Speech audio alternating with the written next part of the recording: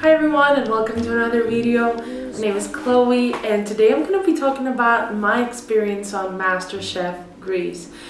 When I went to MasterChef, I was only 18 years old. I had recently gotten out of high school and I was in a year where I was just working at a philanthropic foundation where I still work there till this day, and I was trying to figure out what I wanted to do.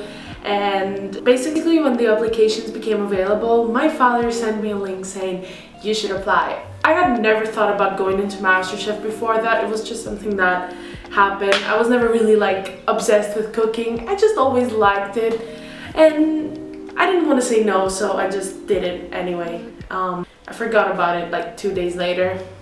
Flash forward to 2017 and I'm at work and I get a phone call from a number that I don't recognize, and it turns out to be the production team for MasterChef. They say that they saw my application and that they're interested in having me on the show and that they want me to go have an interview up close and bring with me a cold dish that they could eat ready.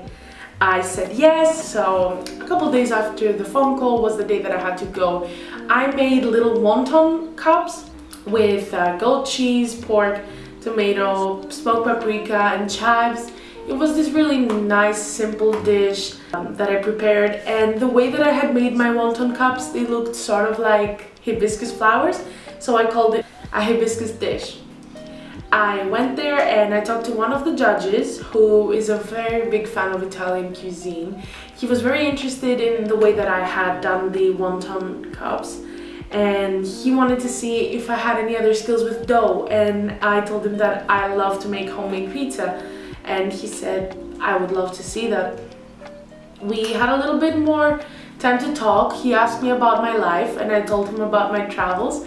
I love traveling and my recent trip had been Japan, and it was just the most amazing trip in my life, and I told him about it and he told me that one of the judges is Japanese, which I already knew, and he introduced me to him and we had a little bit of a talk. I told him that I'm learning Japanese. I'm not fluent, but I'm really trying. So yeah, the day went on. I talked a little bit with the production and they saw my dish and they thought it was very creative the way I had displayed it. And they gave me a sheet to fill out saying which dishes I am able to make in 30 minutes if they decide to take me to the boot camp. Now, this was all off camera. So I wrote down pizza, lasagna, and something else that I was able to make. I gave away the sheet. I said goodbye and I went back home. The same night, I think, I got a phone call saying that they want me in the show and they want me to go to boot camp and audition for real in front of the cameras, and I did that. So the biggest problem I encountered was the next day from boot camp, I was actually flying to New York. I was gonna go spend 3 weeks with my sister. It was the first time I would go to New York since I was a baby, so I was so excited. I had told the production that, and they were a bit reluctant to taking me up on the show because they said to me, what if you have to come back for the show? And I said, I will come back. So I guess that's why they called me. I go into the set. It was just 15 hours of filming. We were about 50 to 60 people from what I remember, and we were all cooking in 30-minute segments, 3 people at a time. So it took forever to get through everyone, and it went alphabetically, and my surname starts with an R, so I was second to last from cooking. By the time I cooked, it was probably 10 p.m. and I was so exhausted, but I just put on my best energy and I went up to the kitchen and I started cooking. So they definitely chose for me to make the pizza. I already thought that that was gonna be it. So I start making the pizza and I'm talking to the camera. The production are asking me questions. So the production asks me where did you get your recipe from? And I say I got it from my great-grandmother, but they thought grandmother. So then they asked me, did your grandmother used to sing to you when she was teaching you how to cook? And I said, yeah, which isn't even a lie because my grandma did actually teach me how to cook a lot as well, and she would sing to me. So I said yes, and they said, can you sing us a song that your grandma would sing to you? And they basically made me sing in front of the camera. It was just very cringy, I would say, but I did it anyway because I didn't want to be rude. Everyone was super nice about it. They were applauding. It was really awkward though.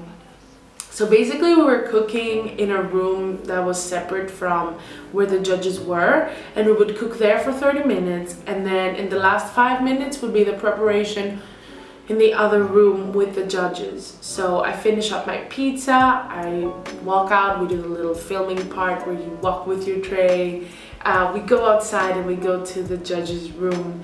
I walk in and one of the production crew asks me, do you need a chopping board? And I said, yes, please. So I had to just finish off my pizza in the oven. The judges are there and they start talking to me and we're just having a conversation. And as I'm slicing my tomatoes, I slice my finger, I start bleeding. There was no chopping board ever. The guy who didn't bring me the chopping board got yelled at pretty badly, and he was claiming that I never asked for a chopping board, and I did ask for a chopping board. But anyway, I was like, I didn't want to make a scene, so they brought me some bandages and they cleaned up my finger and everything was fine, and I went back to cooking. So I'm talking to the judges and the Japanese judge asks me, is there any particular culture that you like and any food inspirations you have? And I told him that I love Japan and the Japanese culture, and he spoke to me in Japanese, which completely shocked me because I was under a lot of stress at that point. I was 15 hours on the set. My brain was just not functioning. So he says to me in Japanese, we don't have a lot of time, please hurry up.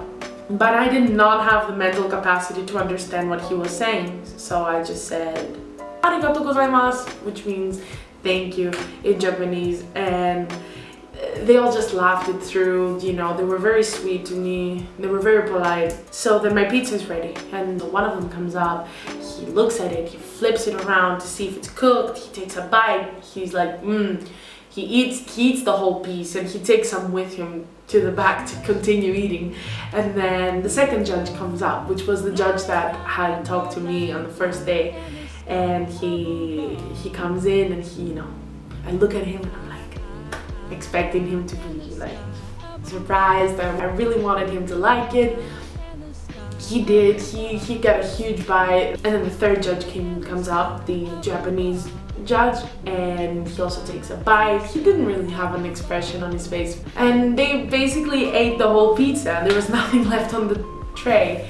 They all gave me really good critique. They thought that it was delicious, but they very kindly said that it's not a dish that can take me to the next level. I was a little bit disappointed, but I smiled, I said thank you, and I went on outside. Now, what really disturbed me the most was that they wanted you to do your interview at the start of the show. They wanted you to do that after you had finished being judged. So I come out of the show, I'm ready to go home, I'm tired, it's been 16 hours by now, I just want to go home. And they call me up and they say, oh, you have to go do your interview. So I go in and I start crying because I was just so exhausted, I was sad, I just wanted to go home, and they made me have the interview then. And what happened is they tell you to say, my name is Chloe and I'm here on MasterChef to blah blah blah blah blah, and you have to do your opening statement right after you've had your complete letdown by not getting into the show further. So I just had to do that and I managed to pull it off. I was crying and I could see the lens of the camera like focusing on me, and I had to tell the producer to stop filming me. I do not want to be filmed. It's my right not to be filmed while crying. And he stopped rolling, and thankfully that never made it on the episode. So yeah, I left, I went home, and the next day I flew to New York, 7 a.m. Fast forward to 2 months. It is now May 2017. And I've decided to move to Italy. I decided to move to Italy to become an au pair and also manage a hostel in 2 different cities. And I did that because I really wanted the experience. It was just a great coincidence that on the day that the episode aired on TV, I was moving to Italy to do something completely different on my own. It just really proved to me that a reality TV show is not really gonna offer you what you want unless you really are looking for exposure. And I'm not gonna sit here and tell you that you should not apply to a reality TV show, because if that's what you want to do, go for it. It was never something I wanted to do, it was just something that happened. So I was not super disappointed when they didn't choose to continue with me. What I learned from the experience is definitely that there are so much more things that are so much more important and can provide so many more experiences to you than a reality TV show. If I had been selected to go into the MasterChef house, I would have never moved to Italy. I would have never met all those beautiful people that I met when I lived there, friendships that I still have today, and I just would not change it for the world. Not Italy, not the trip to New York, and not anything that happened to me after that. So you can always do your thing, and if going into a reality TV show is something you want, go for it. Just always be prepared that reality TV is never what it looks like, and it might be a little bit stressful for you if you're not someone who can handle it. I know I wasn't. I really don't have the strength to be judged all the time. I'm not a strong person in that sense, but I'm working on it. So yeah, that was my story of being on MasterChef. If you've ever been to a reality TV show or even MasterChef, I would love to know that in the comments. You can tell me your story and I'd love to read that. If you enjoyed this video, please make sure to subscribe and like, and yeah, I guess I'll see you in the next one.